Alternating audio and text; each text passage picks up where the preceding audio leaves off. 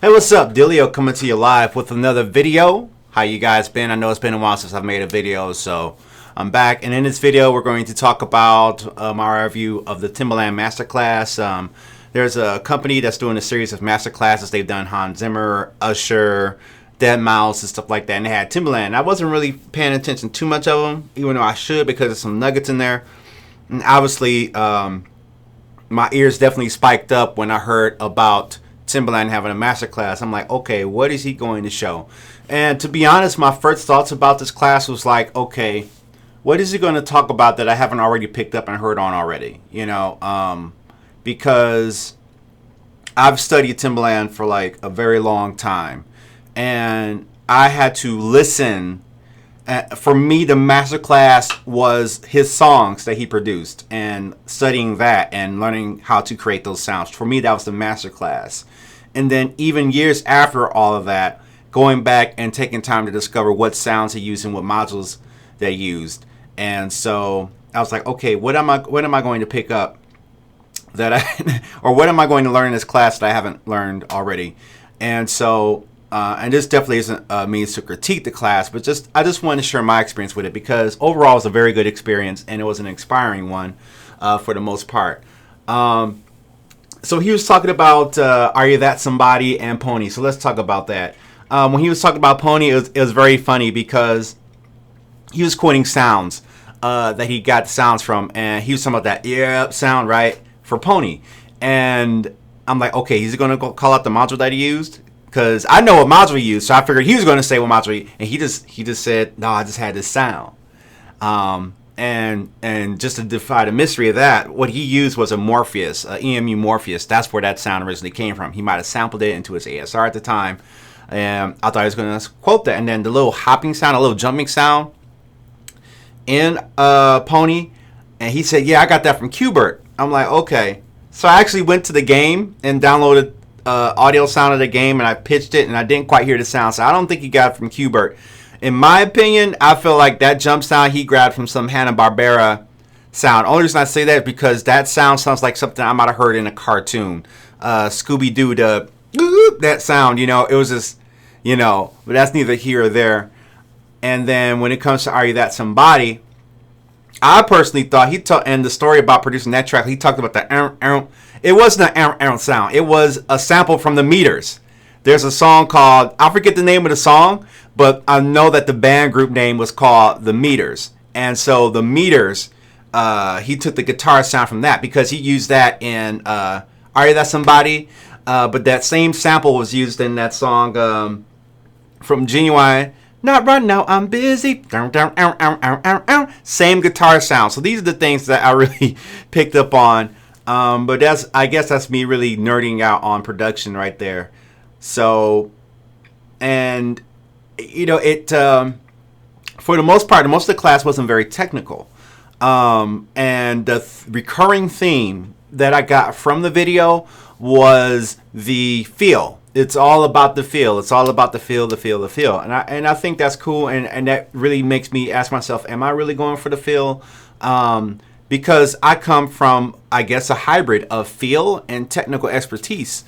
And what the nuggets that I started really getting, because it definitely made me appreciate and maybe look at my music a little different and see what kind of feel it does. That's kind of a woo-woo term for me, because you can't exactly take feel and then do certain steps and then boom, you got feel.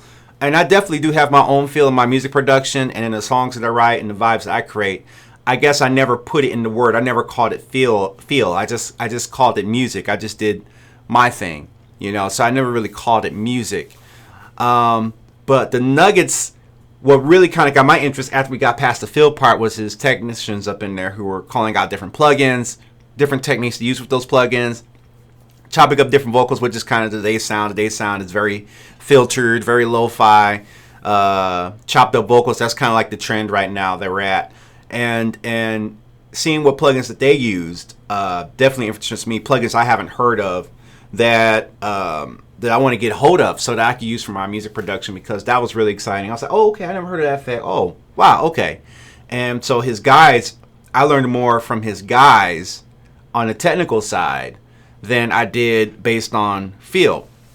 Another thing that Timbaland showed was the song making process, which is funny because I found myself already doing it. Because in the class, he would go into the booth and he'll just start mumbling notes and melodies. And if you've seen my live broadcast, you'll notice that I do the same thing while broadcasting live to you guys.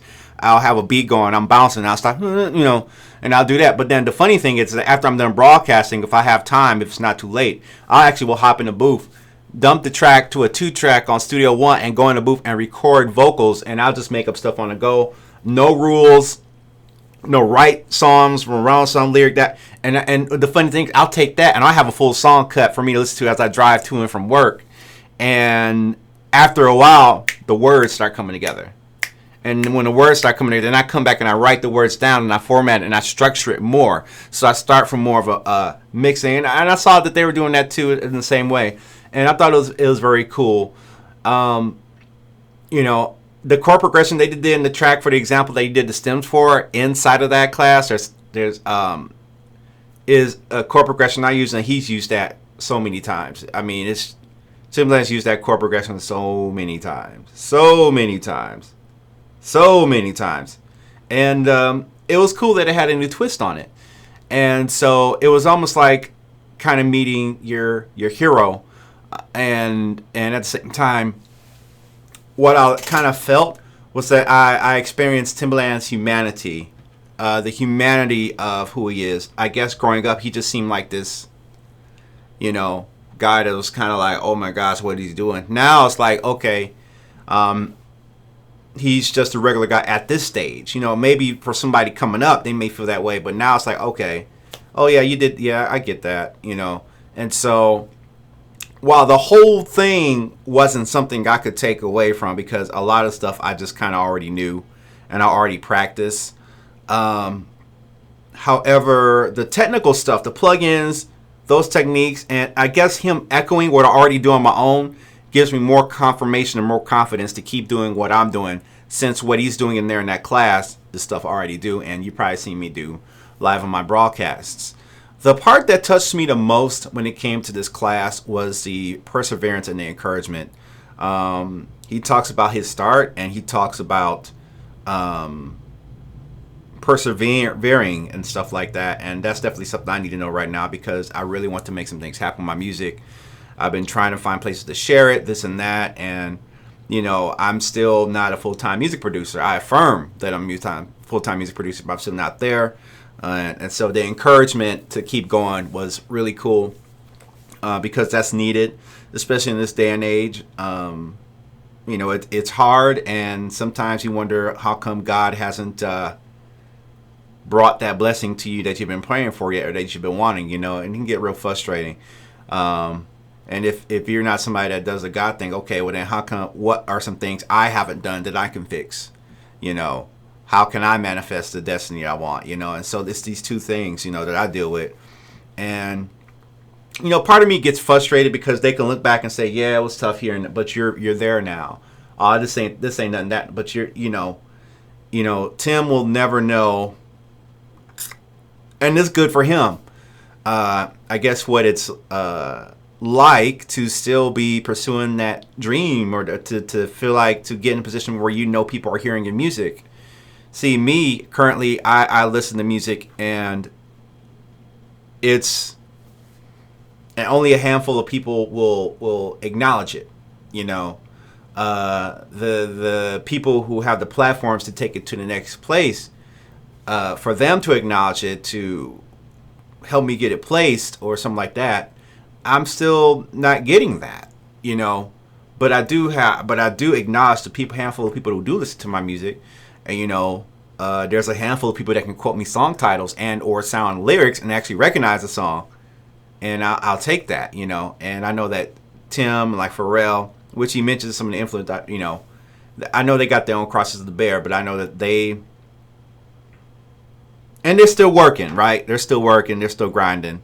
But I guess if I were to draw a clear line, it's the line of, okay, I do this at home. My side of the line is I do this at home with the little resources I have, and I'm trying to find ways to monetize it so I can do this full time, but I haven't yet. So I still have to go to work every day versus them, where they've had enough monetary success to be able to afford to not have to go to a day job, to not tempt, to not have to make YouTube videos like how I do, and for them to, you know, so hearing from someone on the other side of the fence is good, you know. And I guess I'm documenting my story here, in which I'm gonna do another video because I'm talking about this course.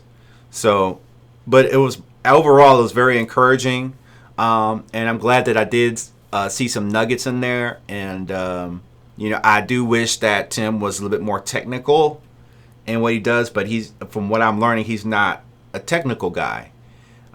He comes from more of a feel guy. Seeing him have somebody play something for him versus him playing it himself makes me wonder, okay, does he play, or does he have people play for him, you know? Which is cool. And then just like I said, you see the humanity. And I think a lot of times we look at people or anybody and we forget that they are human, or we just don't take time to acknowledge that they're human. And when you take time to acknowledge that they're human, then you further realize that they're no different than who I am, you know. And just like you know, we are people, we are human beings. There's no woo-woo magic going on, you know. And I can do music the way that I do it and appreciate that, and I'm gonna keep doing it that way and keep believing in it, and keep believing that if I keep striving for opportunities to get it out there, that I'll eventually run into the life-changing opportunities, so that I can also be someone who does this full-time, and to be able to support myself and to help my folks out and own the house and to have a new car for a change, to sleep in on a Monday instead of having to go into Atlanta traffic, you know. Still work, you know, but work here. You know, I don't mind working in here. I'm very happy that I have this room, because I didn't always have a room like this to work in, and there's no guarantee that I'll always have it. So I appreciate that, you know. So yeah, this video just for those who rock with me, all 200 viewers, and just same thing, just the reality. I got 47,000 subscribers. This video probably will get 200 views, you know. So, you know, that's just the reality I live in, and if it gets more, that's great. But you know, I have to focus and I'll do myself, because if I look at other people, it'll get frustrating, it'll get discouraging, you know. Do I feel like I should be further on? Yeah. And will people have ideas? Well, you should have did this, you should do that. But, you know, they're nowhere, you know. You get that. You should collab with me, and you should do this, and you should do that. But they don't ever take time to understand why you don't do certain things, why you collab and why you don't collab. Nobody cares about that. So you have to care about that. And if you watched it to this point, thank you. If you like this video and this review, hit the subscribe button, hit the thumbs up. No bells and whistles, no fancy. This is just my review, straight to the point, and I'll see you guys in the next video. Peace.